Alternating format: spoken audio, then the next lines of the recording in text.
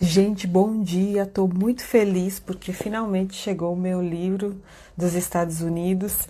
Eu estava lendo ele no Kindle, né? Mas ele é tão bom que eu falei, eu vou comprar a física, a cópia física. E na realidade, então vamos começar falando um pouco, finalmente, sobre o que quer dizer woke, né? Que é o título desse livro, ou que a gente pode traduzir como consciente, que é uma palavra que se usa em português também, o negro consciente. O pastor Mason, ele fala que a palavra, tanto woke como conscious, eles estão presentes pelo menos a gente pode traçar, né, o começo desse uso para o negro na obra do Boyce, que é esse intelectual que vocês já devem ter ouvido, se vocês ouviram algum. Então, Du Bois, na sua obra As Almas da Gente Negra, ele fala assim: depois do egípcio e do indiano, do grego e do romano, do teutão e do mongol, o negro é uma espécie de sétimo filho, nascido com um véu e aquinhoado com uma visão de segundo grau neste mundo americano. Um mundo que não lhe concede uma verdadeira consciência de si, mas que apenas lhe permite ver-se por meio da revelação do outro mundo. É uma sensação estranha essa consciência dupla. E aí, o que quer dizer ser visto pelos olhos do outro? Eu acho que dá para dar um exemplo muito clássico, sim, do Brasil, o que significa a gente ser definido pelo outro. Por exemplo, quando a gente pensa num cabelo crespo, cacheado, que não é liso, esse cabelo é popularmente chamado de cabelo ruim. E uma coisa ruim, ela é comparativamente ruim a algo que é bom. Então você vê que sempre tem essa definição de traços que são negros em relação a outro. Nós não somos nós que nos definimos, nós já fomos definidos, né?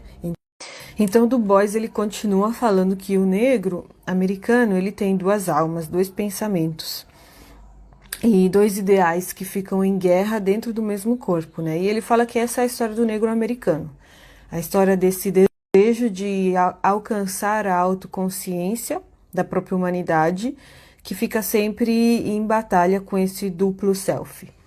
E aí o pastor Mason, ele fala que a dupla consciência, ela é uma realidade em todas as minorias, né? No caso, ele fala dos Estados Unidos. E ele fala que provavelmente todo negro nos Estados Unidos, ele passou por uma experiência de descobrir que era negro. E normalmente isso acontece quando a criança chega na escola. E a segunda coisa é quando você descobre que ser negro é uma coisa ruim. E quem já passou por isso?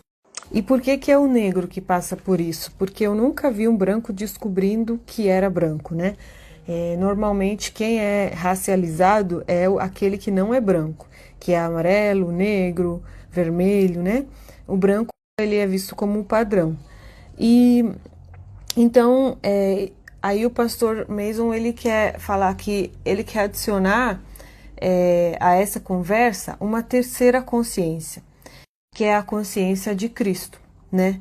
Que é uma âncora, ele fala. E aí ele fala que essa consciência de Cristo é aquilo que vai nos dar uma profundidade maior à nossa consciência. Vai nos fazer entender que nós temos esse chão comum com os nossos irmãos, mesmo com aqueles que não se parecem com a gente. O Eric Mason, ele traz esse esquema que é bem elaborado sobre alguns tipos de pessoas que existem na nossa sociedade, né? Ele fala assim, ó, tem pessoas que estão acordadas para a percepção do branco, pessoas que estão acordadas para a autopercepção do negro e aquelas que estão acordadas pelo evangelho, né? Então, na intersecção entre essas partes, você pode encontrar vários tipos de pessoas. Então, por exemplo, ó, uma pessoa, vou fazer esse exemplo aqui, é uma pessoa que ela está acordada para a percepção do branco e do negro. E ela fala assim, eu procuro a dignidade da comunidade negra, sou mais do que as suas categorias, eu tenho valor, eu não confio nos brancos, e eu vejo a hipocrisia na cristandade americana. Por exemplo, uma pessoa que está acordada somente para o evangelho, ela vai falar isso, ó. Eu acredito que nós deveríamos só pregar o evangelho, não acredito que o evangelho promove engajamento social, acredito no evangelho, mas eu não acho que ele fala sobre racismo ou qualquer tipo de injustiça. Eu acho que o daltonismo, sabe aquelas pessoas que falam, sou daltônico, eu não vejo nem negro nem branco, é uma virtude. E aí tem muitos tipos, né? E eu fiz uma thread sobre isso no meu Twitter, e aí vocês podem procurar lá, eu deixei fixado no meu perfil, que fala cada um desses tipos aqui. Mas de todas essas pessoas, que pessoas nós deveríamos ser? Aí o Mason fala que seria esse tipo de pessoa, que eu vou falar para vocês já como é que é. E aí ele fala que nós deveríamos ser esse tipo de pessoa, que diz que acredita que o evangelho muda as almas e as circunstâncias. Eu creio que os cristãos americanos, ou pode falar brasileiros, são culturalmente capturados às suas identidades políticas. Eu sou indesculpavelmente negro e sem vergonha de ser cristão. Eu quero trabalhar para a reconciliação entre as etnias ou entre as partes da sociedade. A minha identidade espiritual está fundamentada em Jesus. A minha identidade física e características físicas são criadas e valorizadas por Deus. Eu não preciso me tornar uma outra etnia para ser valorizado. Eu acredito que os negros precisam criar instituições. Eu não sou daltônico.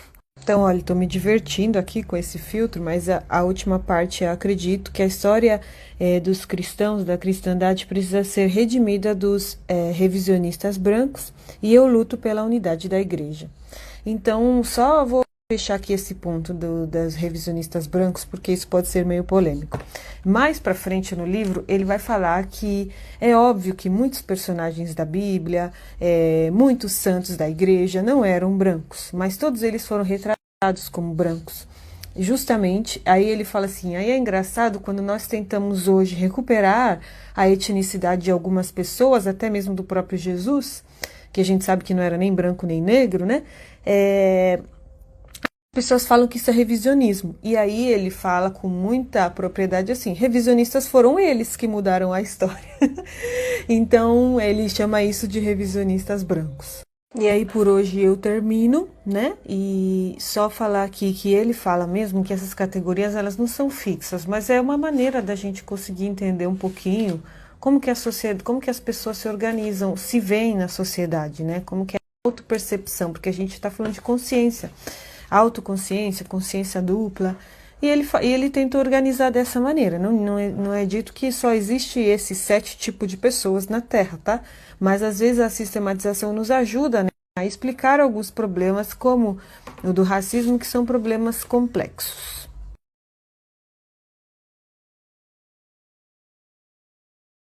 Boa tarde, pessoal. Hoje nós vamos continuar falando do livro Woke Church.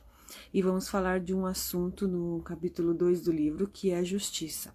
A justiça é um assunto muito importante para a gente começar a falar de racismo, porque antes de falar de racismo, a gente precisa ter um conceito bíblico, né, de justiça. Só para contextualizar um pouco, queria falar do que no começo desse capítulo o Dr. Eric Mason fala um pouco da história dele, da infância dele, de como foi a conversão dele. Ele cresceu dentro da igreja, a igreja metodista de Brighton Park, e perto de Washington, na cidade de Washington, e lá ele cresceu numa igreja negra e teve uma infância típica de uma criança de igreja. Ele falou que ele via a igreja como um refúgio, onde ele e os amigos dele se refugiaram das drogas e da criminalidade e cresceram assim nesse ambiente. Mas eu acho muito interessante porque ele fala que ele cresceu numa igreja, mas ele não era cristão. Ao mesmo tempo, ele fala que todas as atividades que ele participou na igreja, que era, por exemplo, no grupo de louvor, ele falou que foi a primeira vez que ele liderou algo, foi dentro da igreja, ele conta que isso formou ele, né, como ser humano, e também fez com que ele entendesse a dignidade dele como ser humano. Aí ele entrou na faculdade, né, uma faculdade histórica de negros nos Estados Unidos, que é Bowie State University, e lá ele se desviou totalmente, assim, rejeitou o cristianismo, porque ele começou a aprender sobre a sua herança africana, começou a ter assim uma hostilidade muito, muito grande ao cristianismo.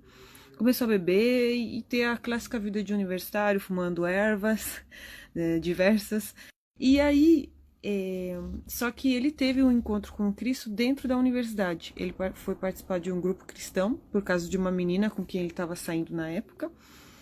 E lá ele aceitou Jesus. E aí o primeiro discipulador dele foi um homem um pouco mais velho do que ele, mas ainda jovem, que discipulou ele e outros colegas, e esse cara era um pastor carismático.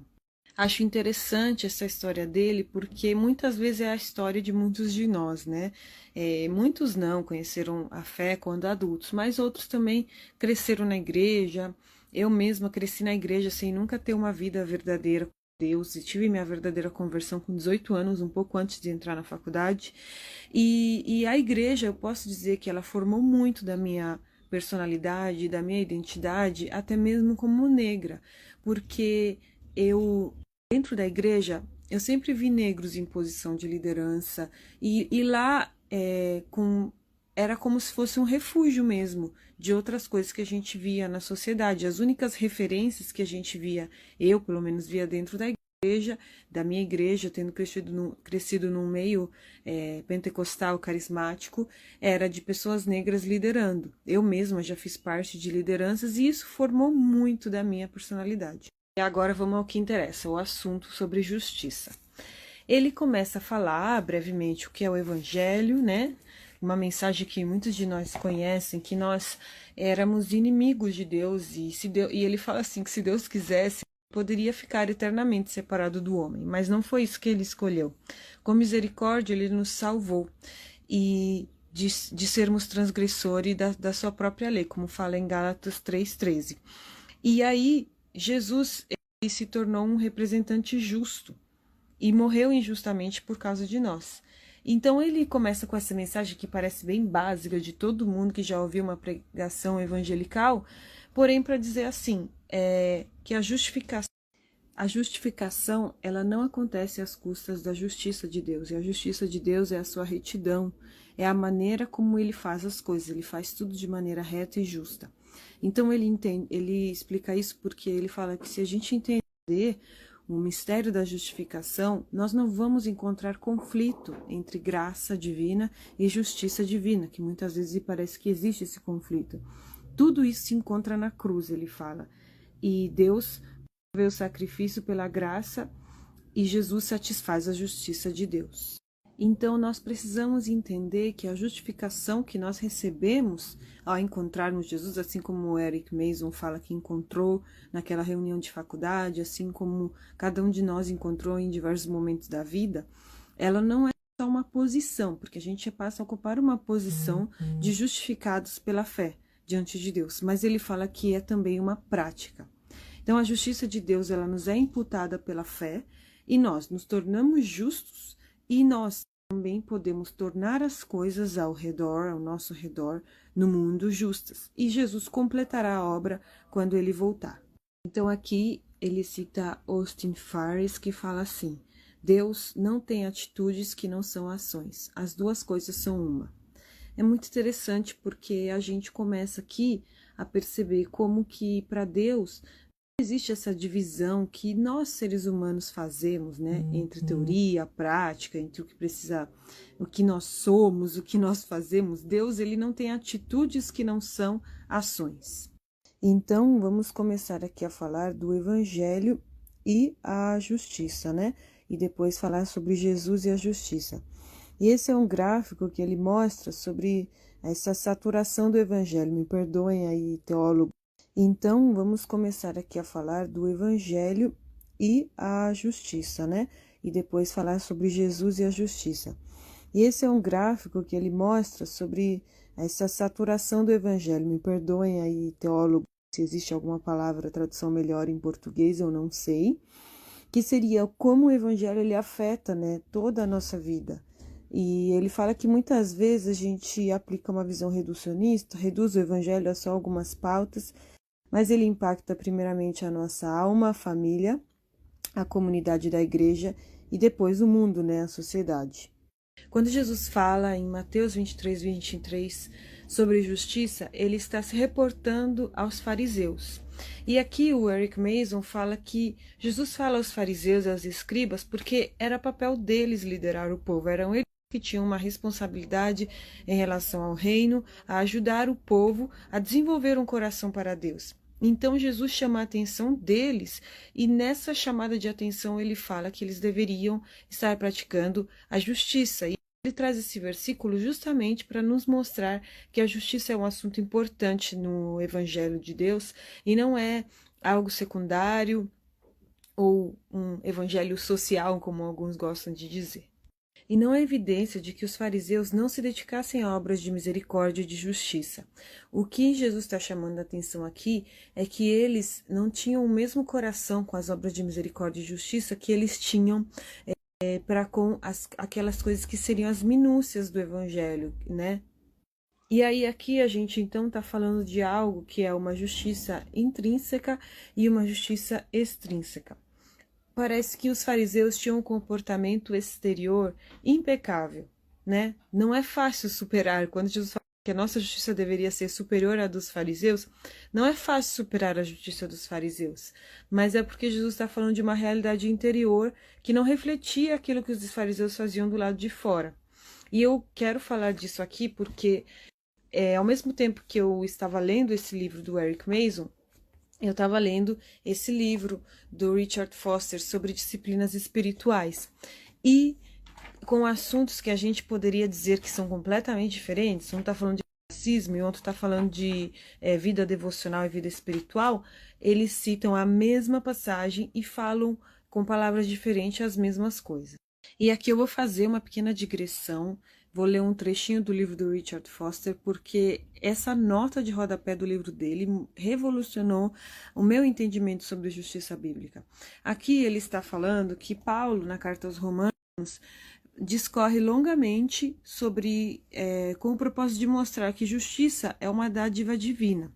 E aí ele escreve na nota de rodapé: isso inclui a justiça objetiva e subjetiva. Você vê que ele dá um outro nome. O Eric Mason fala de intrínseca e extrínseca, ele fala objetiva e subjetiva. Nesse livro, tratamos da justiça subjetiva, ou santificação, que seria aquela justiça interior, que é aquilo que o Eric Mason está falando também. Então, vou ler aqui a nota direto. Isso inclui a justiça objetiva e subjetiva. Nesse livro, tratamos da justiça subjetiva, ou santificação, caso prefira outro termo teológico. Mas é importante entender que ambas são dádivas da graça de Deus. Então, de fato, a Bíblia não faz distinção clara entre justiça objetiva e subjetiva, como os teólogos estão acostumados a delinear, simplesmente porque os escritores sagrados achariam ridículo falar de uma na ausência da outra. E aqui é incrível, né? Porque, o Richard Foster está falando de vida devocional e o Eric Mason está falando de racismo. Mas os dois trazem esse conhecimento, né? Constatação. Os dois trazem essa ideia de que na Bíblia não há diferença. Então, nós temos em hebraico a palavra tzedek e em grego a palavra dikaios, que essas duas palavras são usadas no seu contexto de maneira bem diferente quando se tratando de justiça e de retidão. E o pastor Eric Mason traz muitos exemplos. Um só que dá para trazer aqui é de Provérbios 31, quando a mãe está ensinando para o filho como ele vai se tornar um rei, ela usa a mesma palavra tzedek, tanto para justiça como para retidão. E aí o Eric Mason faz essa distinção. A justiça é a execução extrínseca do lado de fora do coração de Deus. E a retidão é o impacto intrínseco do lado de dentro do coração de Deus. E aí eu vou trazer aqui só alguns textos bíblicos do Antigo Testamento para mostrar um pouquinho como a palavra justiça é utilizada.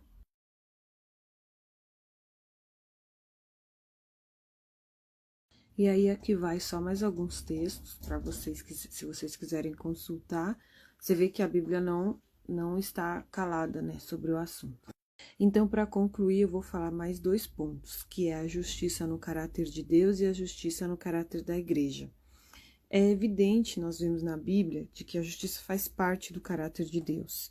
Desde o princípio, ele está fazendo as coisas retas. Deus não está confuso sobre o que é certo e o que não é certo.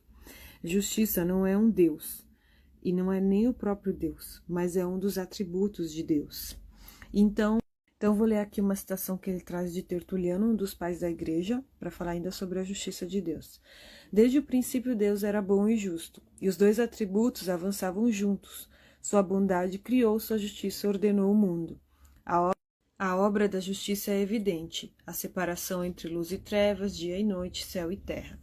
Então, aqui ele só está mostrando que Tertuliano traz a justiça como um atributo inerente, né, à pessoa de Deus, desde o princípio. E a igreja, né? Qual que é o papel da igreja em todo esse contexto? Nós somos chamados como igreja a sermos pacificadores, porque a paz é o meio pelo qual nós fazemos justiça.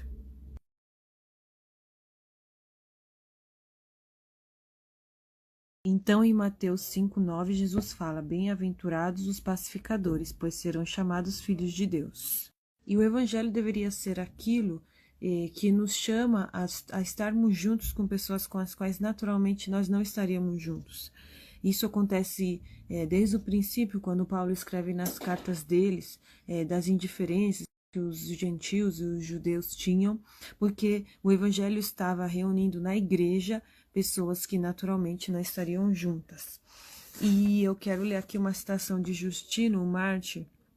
Ele fala assim: Nós tínhamos o costume de nos odiar e de destruir um ao outro. Recusávamos a nos associar com pessoas de outra raça ou de outro país. Agora, por causa de Cristo, vivemos juntos com essas pessoas e oramos pelos nossos. E é isso que o Evangelho faz. O Evangelho, ele grita por uma igreja que está acordada, fala Eric Mason.